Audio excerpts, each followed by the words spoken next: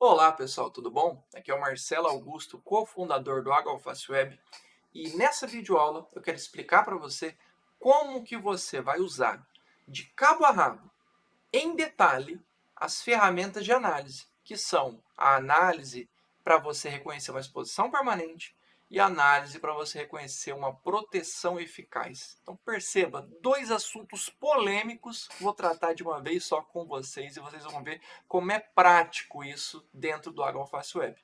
Beleza? Vamos lá para a tela do web. A ideia de você analisar uma proteção eficaz e uma exposição permanente, ela está dentro da aba LTCAT. A proteção eficaz você pode analisar dentro do contexto de um laudo de insalubridade também, mas principalmente a exposição permanente, ela se faz mais necessário quando a gente fala de um LTCAT. E quando você tem um produto cadastrado, perceba que eu tenho o produto tinta pintura bonita, o produto formol concentrado 100%, o produto acetona concentrada 100%, tolueno 100%. Perceba que eu tenho esses ícones, tá? Esses ícones aqui. E quando esses ícones estiverem na cor vermelha, quer dizer que eles não foram preenchidos. E no momento em que eu clico sobre eles, eu vou interagir com as ferramentas de análise para aquele produto. E é nesse momento que eu vou te auxiliar a reconhecer a exposição permanente e a proteção eficaz. Então vamos lá, pessoal. Para você reconhecer a exposição permanente dentro do web, dentro das ferramentas que a gente cria para você, você vai clicar nesse botão para preencher ou editar. E aqui eu vou te fazer 3 perguntas, cada uma delas com uma orientação, para você responder sim ou não. Antes da gente responder essas 3 perguntas, você vai clicar aqui para ler a nossa orientação sobre esse tema.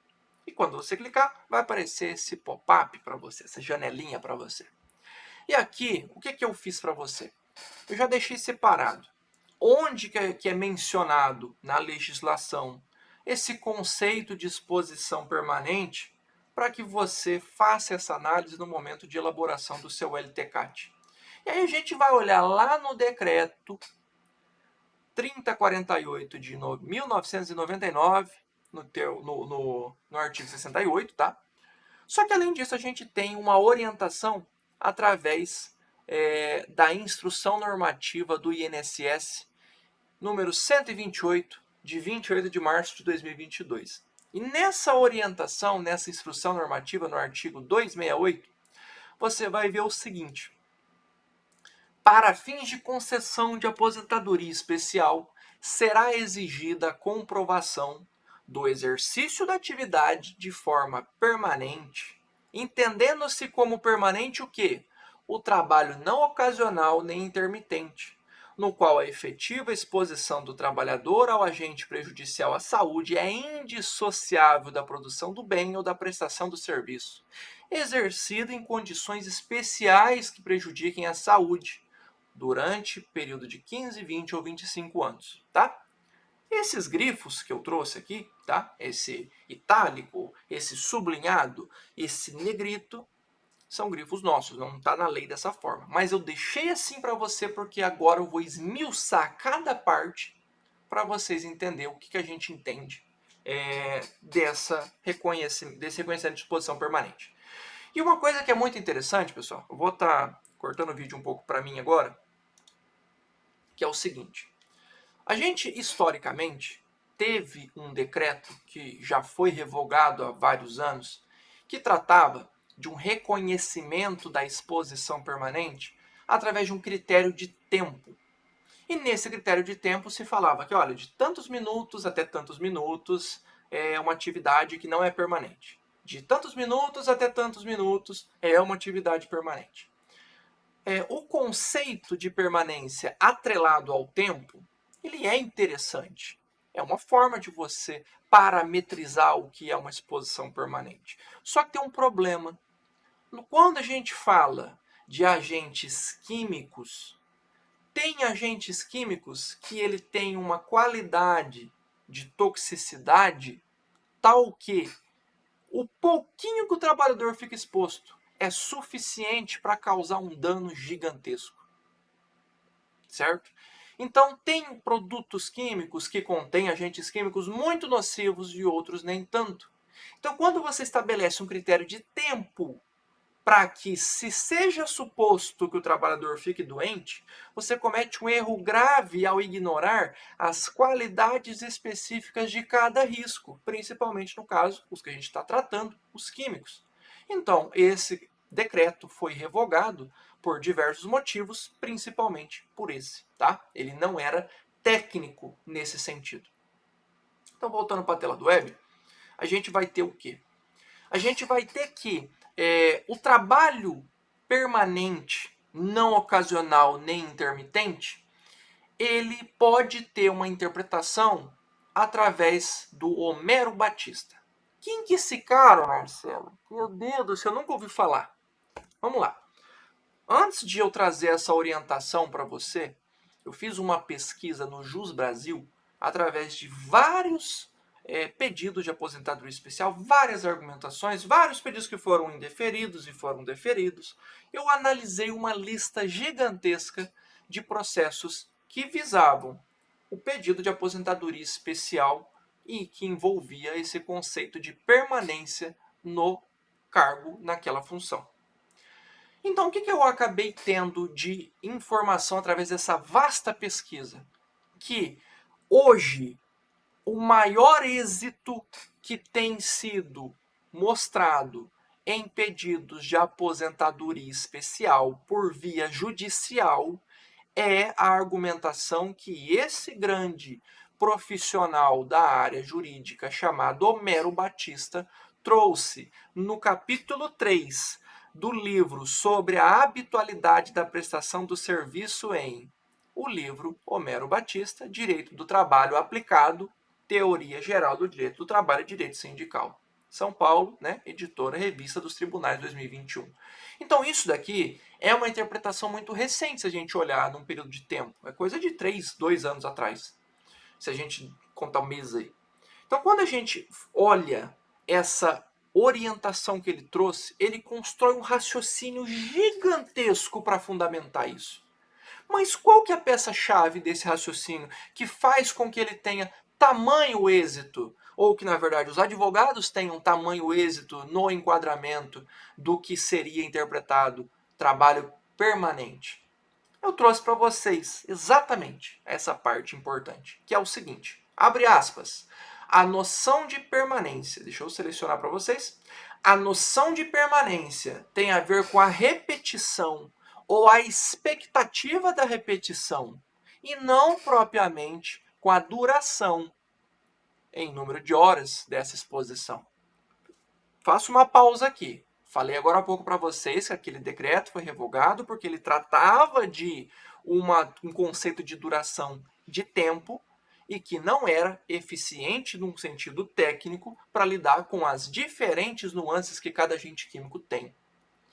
Então vamos lá, continuando a leitura. A noção de habitualidade, palavra que preferimos as expressões, preferimos no sentido de falar, tá? As expressões ineventualidade ou não eventualidade, viceja, vem de, muito mais na repetição razoavelmente esperada do que propriamente o número de dias da semana ou o número de horas laboradas. Sendo assim, não haveria sequer o contrato de trabalho a tempo parcial.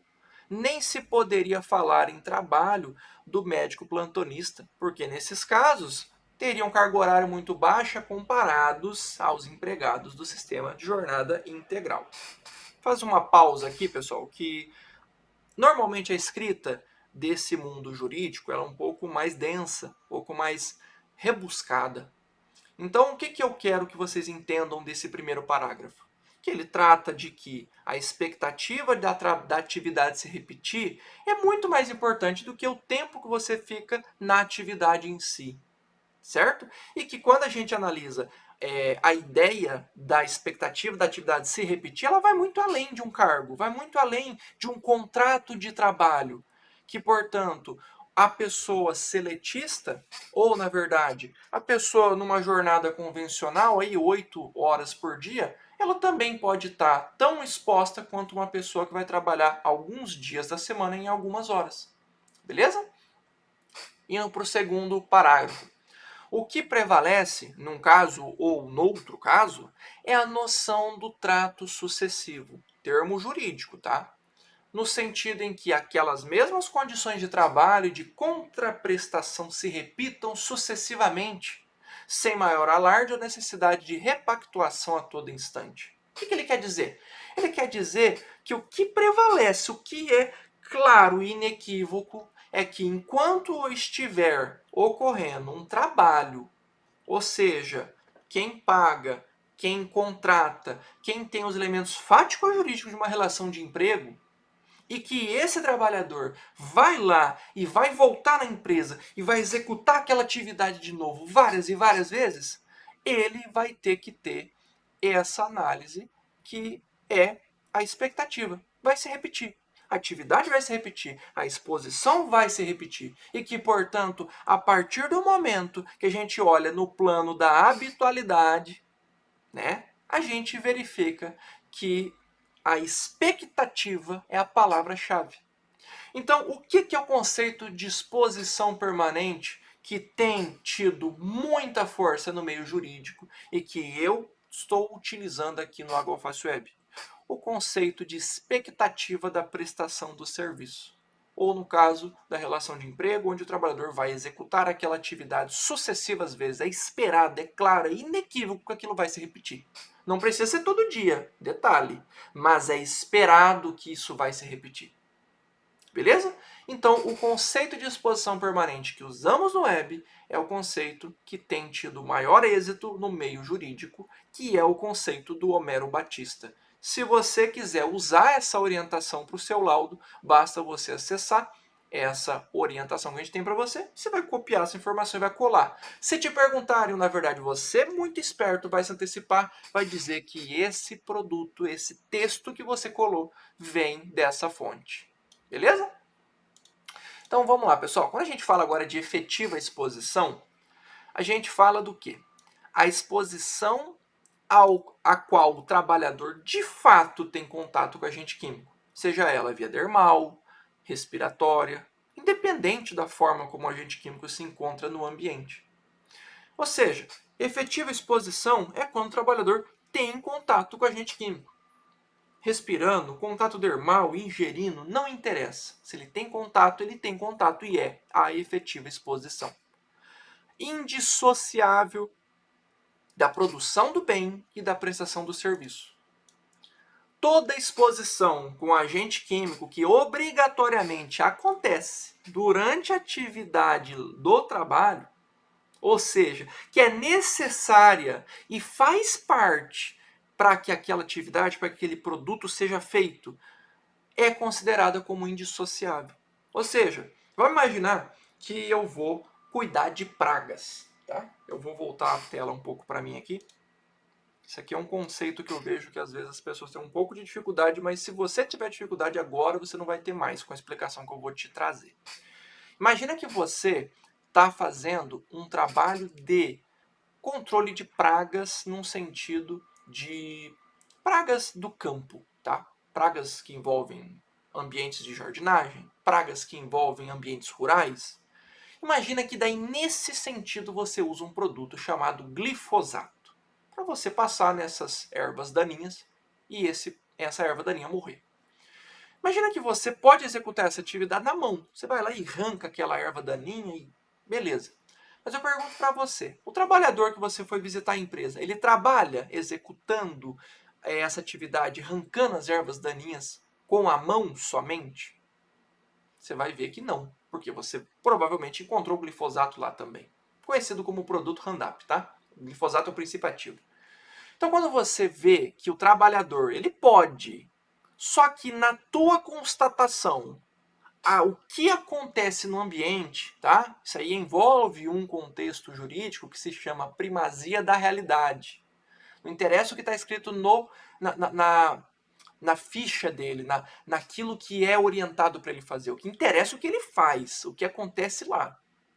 Então, quando você verifica que a atividade dele, seja por uma questão de produtividade, de qualidade, etc., ele usando esse veneno, ele tem, portanto, uma atividade indissociável, já que ele não vai deixar de usar o veneno para começar a trabalhar arrancando erva com a mão. Ele não vai fazer isso, porque é improdutivo. Muito provavelmente o patrão dele não disse para ele fazer dessa forma. Porque o patrão quer resultado, quer praticidade, quer produtividade. Então perceba, a atividade é executada de maneira indissociável daquele produto químico. Beleza? Então isso que eu quero dizer para você nesse texto, tá? Então, indissociável da produção do bem ou da prestação do serviço é, no caso do contexto do agente químico, aquele produto químico que eu não posso deixar de usar para executar a atividade. E aí, por fim, a gente tem um outro grifo que é o seguinte: em condições especiais que prejudiquem a saúde. Aqui, pessoal, eu quero fazer menção e um grande respeito à Fundacentro. A Fundacentro, em 2022, ela emitiu uma nota técnica a qual sugere um passo a passo para reconhecer o potencial nocivo, ou seja, as condições, né, que prejudiquem a saúde do trabalhador. E essa orientação da Fundacentro, ela encontra-se no tópico 2.10. O link para você acessar ela, você vai chegar aqui, ó, você vai ver que, deixa eu tirar o foco aqui. Quando você passar o mouse sobre esse texto, você vai ver que vai aparecer um botãozinho para você acessar a nota técnica. Quando você fizer isso, vai abrir uma nova guia para você com essa nota técnica aberta. E o que a Fundacentro fez de orientação está no tópico 2.10. Você pode seguir esse passo a passo ou você pode dar uma olhada no que a gente te traz lá no H1 Web. Então, o que acontece? A orientação que a Fundacentro trouxe e que está no tópico 2.10, ela se destaca quando você tem informações precisas de um agente químico. Mas quando a gente vê que na nossa base de dados você tem mais de 600 mil agentes químicos e muitos deles não têm informação nenhuma, como que você vai reconhecer um risco e afirmar que ele não é um risco sem informações? E aí a gente entra em dois conceitos antigos vinculados à medicina, para você ter um resguardo jurídico na hora de tomar uma decisão sobre o que é ou não é nocivo, ou pelo menos que tem um potencial nocivo. Que é o seguinte: todas as substâncias, naturais ou sintéticas, são potencialmente tóxicas. Em outras palavras, podem produzir efeitos adversos para a saúde em alguma condição de exposição. É incorreto denominar algumas substâncias químicas como tóxicas e outras como não tóxicas. Por quê? As substâncias elas se diferem muito na sua toxicidade. Ou seja, a condição principal para você definir se uma substância ou uma exposição ela é tóxica, ela vai depender de dose e dos efeitos tóxicos que esse agente químico tem. E aqui eu faço uma reflexão com vocês, que é o seguinte: a cafeína, por exemplo, que tem no café. Alguém que está vendo esse vídeo já tomou muito café algum dia e ficou com tremedeira. Deixa eu voltar a tela para mim. Alguém que tomou café, muito café, provavelmente teve um dia que a pressão abaixou, que ficou com tremedeira e não ficou bem. E essa pessoa experimentou uma situação muito ruim, que é uma dose muito grande de cafeína no seu corpo. Pode acontecer que algumas pessoas tomam muito café e elas não têm esse problema. Pode ser que outras pessoas tomem apenas uma xícara. Já é suficiente para ela ficar ligadona e se tomar duas é tremedeira e baixa pressão e fica mal. Ou seja, a especificação de aquela cafeína ser nociva, ela está relacionada à dose. Só que, olha que interessante. Recentemente eu li um estudo através de uma aula de uma plataforma de curso chamada Reservatório de Dopamina. E lá se falava sobre os efeitos psicológicos, não era bem psicológico o nome, mas era em relação à parte cognitiva e à parte física da ingestão de cafeína.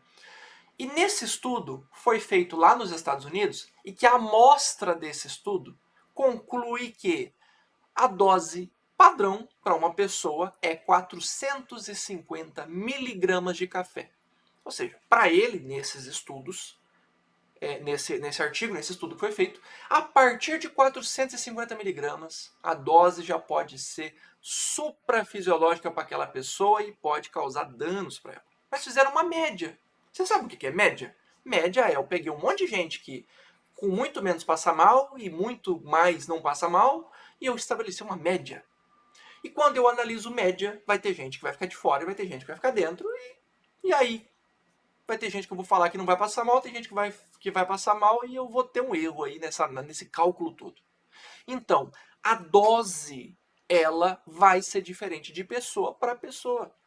E substâncias que para mim não são nocivas, pelo menos em doses usuais para mim, para você pode ser que sejam. Então, eu quero que você tenha com muita clareza uma coisa. Quando a gente fala de toxicidade de agente químico, é muito limitado você tomar uma decisão por uma informação que às vezes você tem que é rasa, ou uma informação que você não tem. Imagina uma outra situação. Você fundamentou seu laudo e falou que a substância não é nociva. Só que talvez você conclui essa informação através de uma pesquisa que você fez. E não quero aqui te dizer que você não é capaz de fazer uma boa pesquisa, mas e se? E se você fez essa pesquisa e ela não foi suficiente e você conclui isso? Percebe que talvez você deixou de considerar uma informação relevante? Então, quando a gente presume através dessa noção que o Ottoboni traz, você tem o quê? Que a dose ela é relativa e que, portanto, substâncias que prejudicam a saúde do trabalhador são relativas também. Ok? Quando a gente fala também de todas as substâncias são tóxicas, a frase que Paracelso falou lá antigamente, ele quer dizer o seguinte, que basicamente a diferença do que é tóxico e o que não é tóxico, ou na verdade o que é tóxico e o que é um remédio, está na dose. Então, perceba, o que eu tento te trazer para o web é basicamente uma análise que ela não se aprofunda nesse tópico que a Fundacentro traz, porque eu parto da presunção que a substância pode ser nociva, ela está em condição de prejudiciar a saúde do trabalhador, porém eu não ignoro as verificações que a Fundacentro traz, e por isso que eu digo, a Fundacentro é maravilhosa. Todas essas informações que ela trouxe são boas. Só que muitas das vezes eu vou lidar com agentes químicos que eu não tenho informações porque o fabricante não me traz informações relativas àquele agente. Eu não encontro informações relativas àquele agente na internet que me traz uma qualidade de dado confiável. Então, quando eu parto da ideia de que a Fundacentro traz que se eu não encontrar nenhuma informação relevante nas etapas acima, a substância não pode ser considerada nociva, eu creio que a Fundacentro, através da sugestão que ela traz, tá? Isso não é uma regra, isso é uma sugestão que a Fundacentro traz. Isso daqui ele pode prejudicar o trabalhador, porque a gente tem muito mais análises a considerar nessa possibilidade do agente ser nocivo, tá?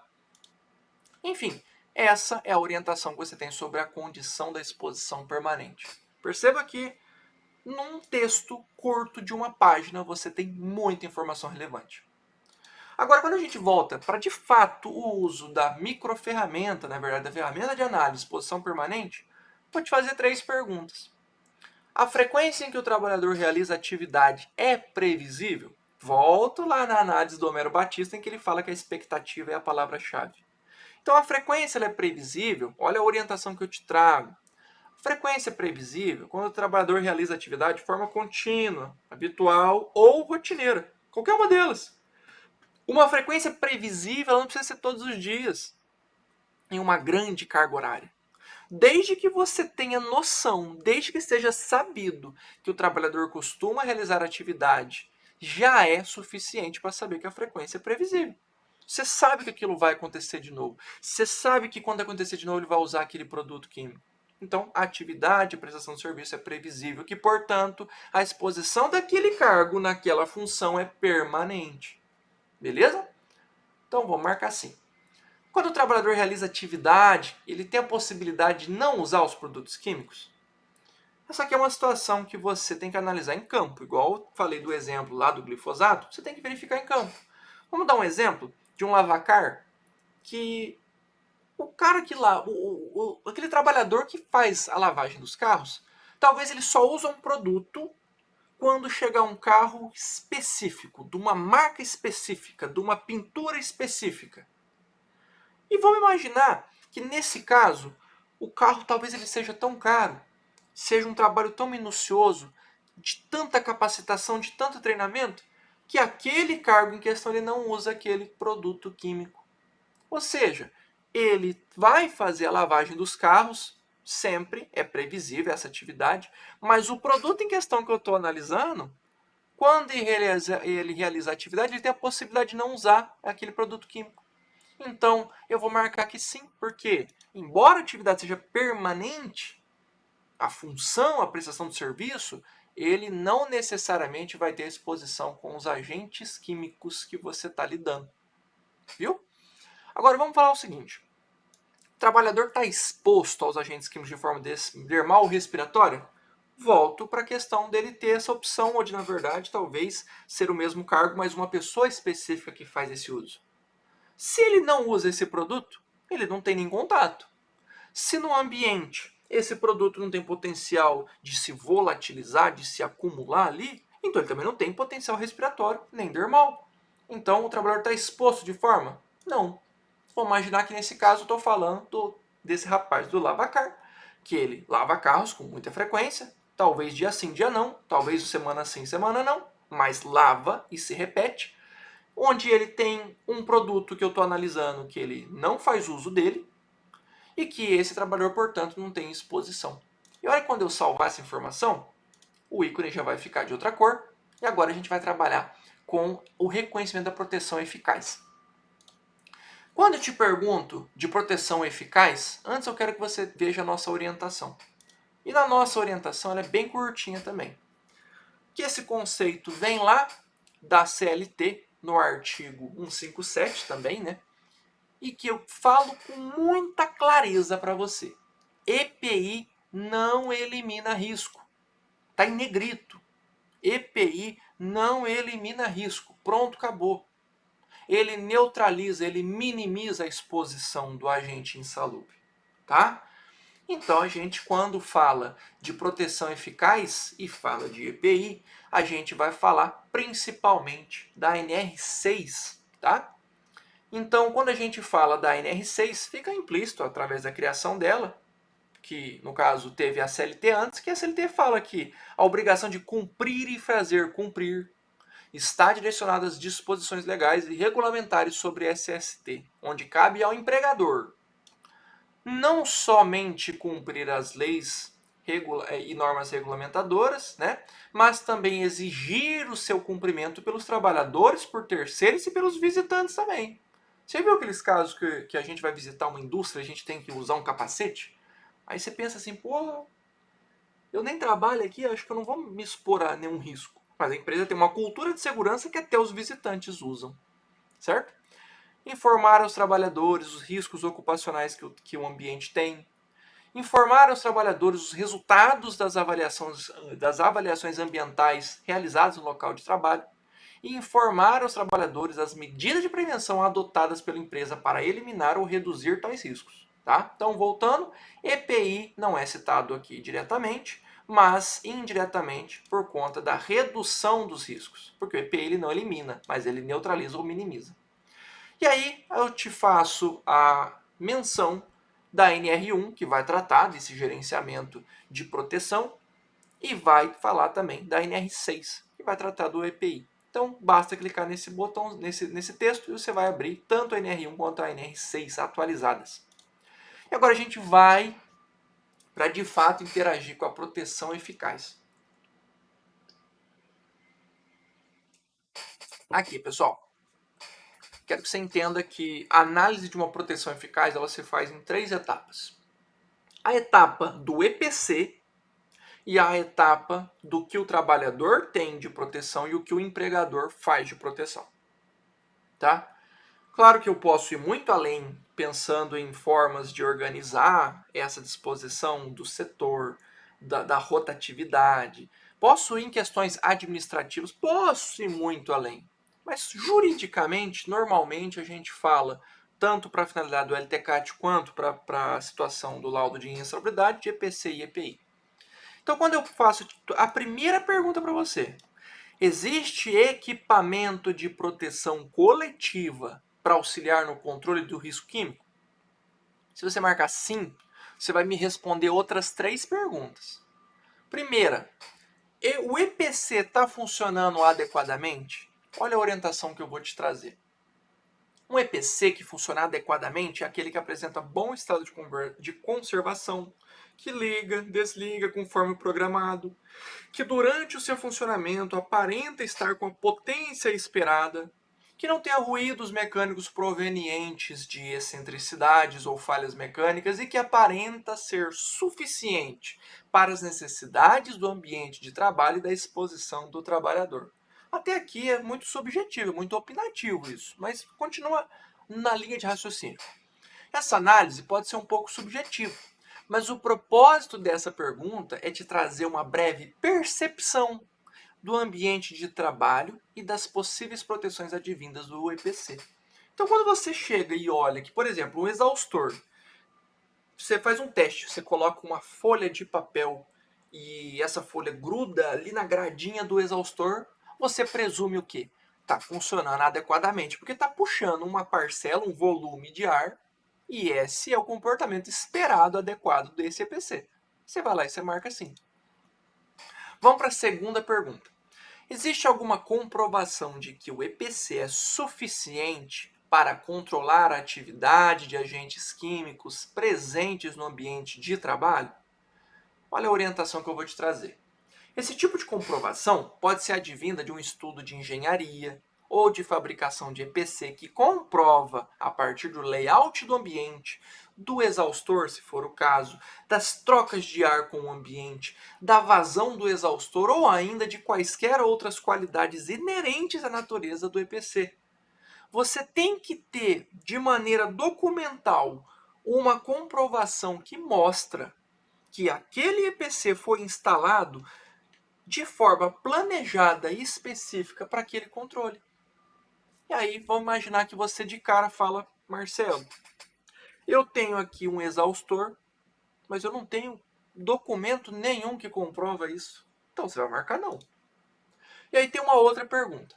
Existe alguma comprovação ou evidência de que a exposição do trabalhador aos agentes nocivos foi eliminada? Quando eu falo de comprovação ou evidência, eu estou querendo dizer que eles podem ser estudos qualitativos ou quantitativos. No caso dos qualitativos, a gente pode falar que a exposição foi controlada através de uma análise de metodologias como o VHR, Vapor Hazard Radio, Control Banding e outras. Entretanto, a força ou comprovação através desse tipo de análise costuma ser questionável devido às limitações dos métodos de análise. Já no caso das análises quantitativas, temos as quantificações dos agentes químicos que são feitas esperando resultados de amostragem extremamente baixos, né, perto do limite de quantificação do método analítico, a fim de evidenciar que a exposição foi controlada. Então imagina que eu tenho a seguinte situação. Eu sei que o EPC está funcionando, ele está puxando o ar. Só que eu não tenho nada que comprova que o estudo de engenharia desse EPC vale para aquela condição. Mas aí eu vou lá como higienista ocupacional, verifico a exposição como ela se dá e faço uma quantificação dos agentes químicos que o trabalhador está exposto. E eu falo que existe essa comprovação que o trabalhador, na verdade, a exposição que ele está ali foi eliminada. E quando eu faço isso, eu salvei e eu tenho essas perguntas sim, não e sim pro EPC. Beleza? Agora vamos falar de EPI, tá? A gente vai analisar o EPI em 2 etapas. Eu vou voltar a câmera para mim aqui um pouco. Eu quero falar para vocês uma situação que... Assim, pessoal, a gente tem que ter malícia também. A gente tem que argumentar as coisas e tem que ter um pouquinho de esperteza para não dar brecha para perito. O perito vai... Ele espera que você tenha cometido algum erro para ele apontar o erro, furar você ali e você fazer um documento que não ficou legal e a empresa depois te trazer um problema que você levou para ela, na verdade. Então pensa assim, quando a gente fala de EPI, o EPI quem fornece é a empresa. primeira coisa, vou te fazer essa pergunta lá nas obrigações do empregador, mais o EPI quem fornece a empresa. Imagina que a empresa não forneceu. Imagina que um pedreiro vai trabalhar numa obra e o mestre de obras, a pessoa que contratou, ele só falou, começa amanhã e vem. E o cara vai lá trabalhar e chega com uma bota adequada para aquele risco, para aquele ambiente. Entenda, a partir do momento que o empregador não forneceu a condição para ele trabalhar de maneira segura, de maneira produtiva, de maneira certinha, legalmente e tecnicamente, como que você vai afirmar que a proteção é eficaz se você nem sabe o que o trabalhador levou para a obra? Às vezes é uma bota velha, é uma bota que não tem proteção. Imagina, você vai depender de algo que o trabalhador, teoricamente, está legal, protegido, mas o empregador não. Não faz sentido, as coisas não fecham. Então toma muito cuidado quando você pega e você fala assim, o EPI é eficaz. Aí você vai ver a empresa não tem documento nenhum que prova isso, mas você tem foto do trabalhador usando equipamento.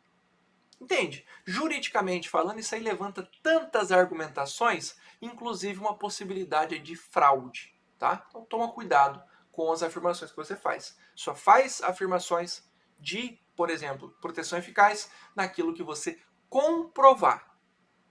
Não é uma promessa de que a partir de agora o laudo vai tudo tá sendo feito. Você comprova a partir do que está implementado, não do que aquilo vai ser implementado. Aquilo lá é plano de ação, é outra história. Vamos voltar para o web.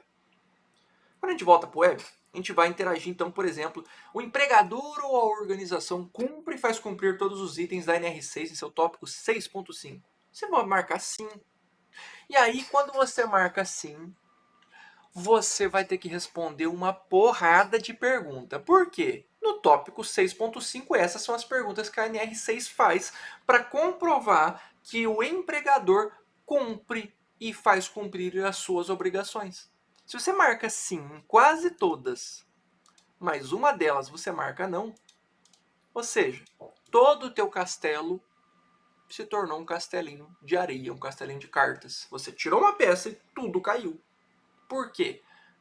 Quando se trata de eficácia de EPI, você tem que cumprir requisito legal. E para cada pergunta que você tem aqui, eu te trago uma orientação muito massa, muito interpretada, para você, de fato, aprender, se não aprendeu ainda, melhorar, se for o caso da sua arguição, né? A maneira de você escrever e falar sobre o tema, e ainda, somente, se for o caso da tua produtividade, você só marcar o sim ou não para cada pergunta. Então perceba que nesse caso eu falei que o empregador ele faz tudo menos uma situação. E para o empregado vou falar que ele faz tudo.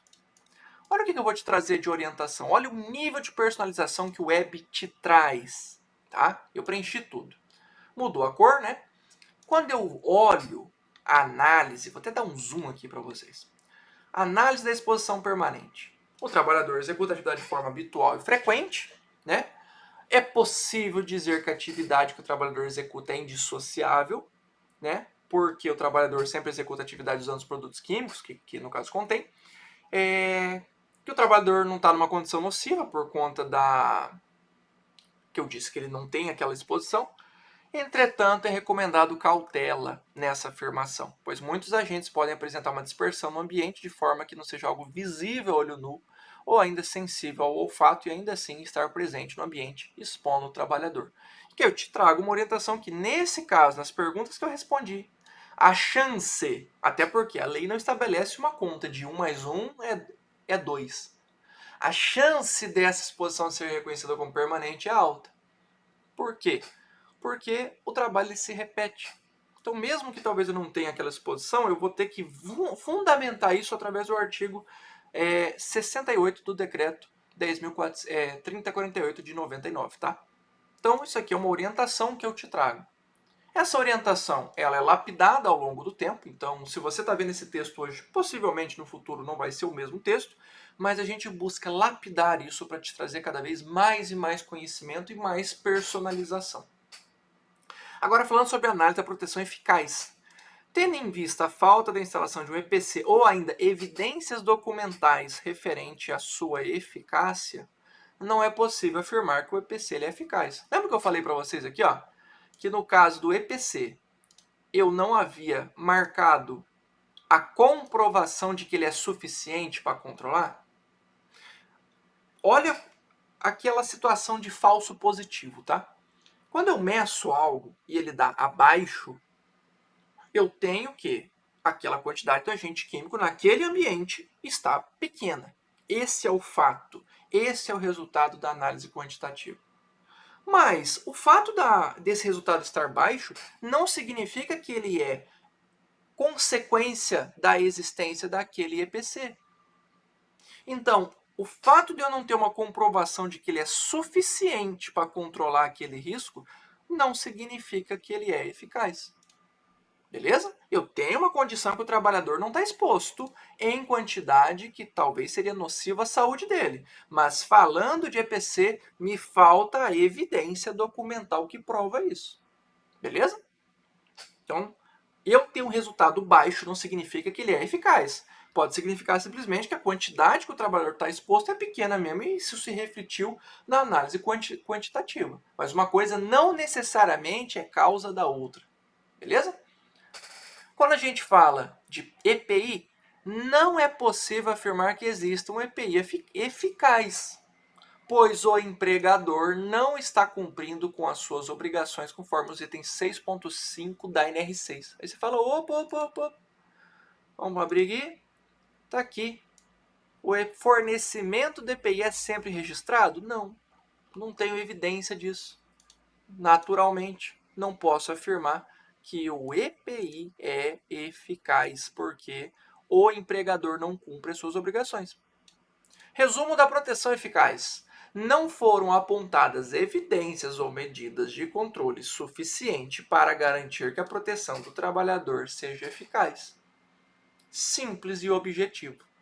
Você não tem documento. Vou voltar aqui para mim. Você não tem documento que evidencia, que comprova, então não é eficaz. Ponto. Ah, Marcelo, mas eu quantifiquei e o resultado deu baixo. Tudo bem. É um agente quantitativo? É. Vamos olhar lá na NR15 para ver se ele tem limite de tolerância e que, portanto, se ele ultrapassou o limite de tolerância? Aí a gente vai verificar que não ultrapassou, porque deu um resultado muito baixo. Então, nesse caso, eu não vou ter o enquadramento no LTCAT, porque a regra do enquadramento daquele agente não foi cumprida. Naturalmente, a análise da exposição permanente aconteceu, a análise da proteção eficaz aconteceu, mas um requisito jurídico não foi cumprido. Logo, não tem o enquadramento em lei. Então, percebam como que a orientação que a gente traz no web, ela é importante. Percebam como essa aula que eu estou explicando é uma ferramenta que é prática. Tem gente que entra no web ali, já clicou, acabou, olhou a orientação e concluiu o laudo com base nela. Mas perceba, olha quanto tempo eu estou falando com vocês, estou explicando para vocês para tentar arranhar um pouco do que é esse conhecimento de exposição permanente e proteção eficaz. Esse é um assunto, certo modo, polêmico, profundo, juridicamente falando, vasto, gigantesco, e que você pode ter um pensamento diferente desse. Tá tudo bem. A gente não quer te forçar a ter um pensamento igual o nosso. Eu não quero isso. Eu quero que você tenha pelo menos uma informação adicional que é aquela em que acreditamos de uma maneira prática. Isso é o que está acontecendo em tribunal. Isso é o que está acontecendo em solicitações de aposentadoria especial por via judicial. Então, aquilo que está sendo analisado, aquilo que tecnicamente tem peso, eu quero que você saiba, para você tomar uma boa decisão. Beleza, pessoal? Tem outras ferramentas que a gente vai estar colocando no web em breve, e essas outras ferramentas vocês vão ver como vai ficar fácil para trabalhar no Agora Fácil Web. Beleza, pessoal? Agradeço a atenção de vocês até aqui, a confiança de vocês no nosso trabalho. E deixo claro uma última informação que a análise das ferramentas as ferramentas de análise, elas são exclusividade de quando você está ali trabalhando com uma empresa que tem produto. Beleza? Valeu, pessoal. Valeu.